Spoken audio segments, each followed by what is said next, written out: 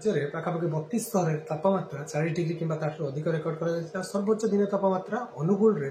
आमर जोटा कि 44.6 डिग्री सेल्सियस रेकर्ड कर सहित पाखापाखि 4 सहर में तापमात्रा 44 डिग्री कि अधिक रेकर्ड करता।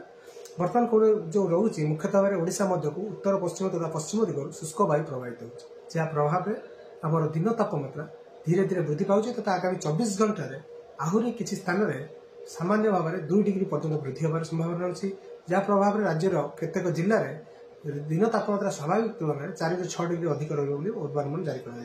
आगामी 24 घंटा आम 10 जिला को भीषण ग्रीष्म प्रभाव आम सीवियर हिट वेव बा भीषण ग्रीष्म प्रभाव रेड अलर्ट जारी कर